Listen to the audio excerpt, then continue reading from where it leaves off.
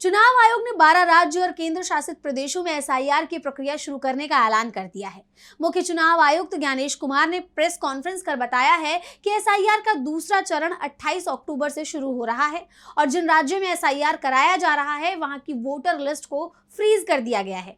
तो कब तक चलेगी एसआईआर की प्रक्रिया और कब आएगी फाइनल वोटर लिस्ट, देखते हैं इस रिपोर्ट में। एसआईआर का दूसरा चरण 28 अक्टूबर से शुरू हो रहा है। दूसरे चरण में 12 राज्य और केंद्र शासित प्रदेशों में एसआईआर कराया जाएगा। जिन राज्यों में और केंद्र शासित प्रदेशों में एसआईआर की प्रक्रिया को शुरू किया जा रहा है उसमें अंडमान और निकोबार, छत्तीसगढ़, गोवा, गुजरात, केरल, लक्षद्वीप, मध्य प्रदेश, पुडुचेरी, राजस्थान, तमिलनाडु, उत्तर प्रदेश और पश्चिम बंगाल शामिल है। मुख्य चुनाव आयुक्त ज्ञानेश कुमार ने बताया कि इन राज्यों की वोटर लिस्ट को फ्रीज कर दिया गया है। जिन राज्यों में एसआईआर शुरू हो रहा है उनमें से पश्चिम बंगाल, तमिलनाडु, केरल, पुदुचेरी में 6 महीने में ही चुनावों का ऐलान भी हो जाएगा। वैसे चुनाव असम में भी होना है, लेकिन चुनाव आयोग यहाँ एसआईआर नहीं करा रहा है। सबसे बड़ी बात तो यह है कि जिन 5 राज्यों में 6 महीने में चुनाव होना है उनमें से असम एकमात्र ऐसा राज्य है जहां सरकार बीजेपी की है और वहीं एसआईआर को टाल दिया गया। ज्ञानेश कुमार ने एसआईआर की प्रक्रिया को लेकर कहा कि 27 नवंबर की रात 12 बजे से 12 राज्यों की वोटर लिस्ट फ्रीज कर दी जाएगी। 28 अक्टूबर से 3 नवंबर तक वोटर लिस्ट की छपाई और बीएलओ के प्रशिक्षण का काम होगा।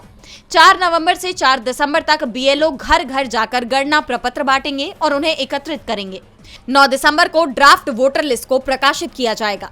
9 दिसंबर 2025 से लेकर 8 जनवरी 2026 तक दावे और आपत्तियां दर्ज कराई जा सकेंगी। जिन लोगों को नोटिस जाएगी उनकी सुनवाई और सत्यापन 9 दिसंबर 2025 से 31 जनवरी 2026 तक होगा। 7 फरवरी 2026 को फाइनल वोटर लिस्ट को प्रकाशित किया जाएगा। ज्ञानेश कुमार ने बताया कि बूथ लेवल ऑफिसर यानी बीएलओ हर घर पर कम से कम 3 बार दौरा करेंगे, जिससे नए मतदाताओं को सूची में जोड़ा जा सके और किसी भी गलती को सुधारा जा सके। बीएलओ घर घर जाकर फॉर्म 6 और डिक्लेरेशन फॉर्म एकत्र करेंगे, नए मतदाताओं को फॉर्म भरने में मदद करेंगे और उन्हें ईआरओ यानी इलेक्टोरल रजिस्ट्रेशन ऑफिसर या एईआरओ यानी असिस्टेंट ईआरओ को सौंपेंगे। इसके साथ ही ज्ञानेश कुमार ने सभी मुख्य निर्वाचन अधिकारी और जिला निर्वाचन अधिकारियों को निर्देश दिया कि वे अगले 2 दिनों के अंदर राजनीतिक दलों से मिलकर एसआईआर प्रक्रिया की जानकारी दें। डीबी लाइव की रिपोर्ट।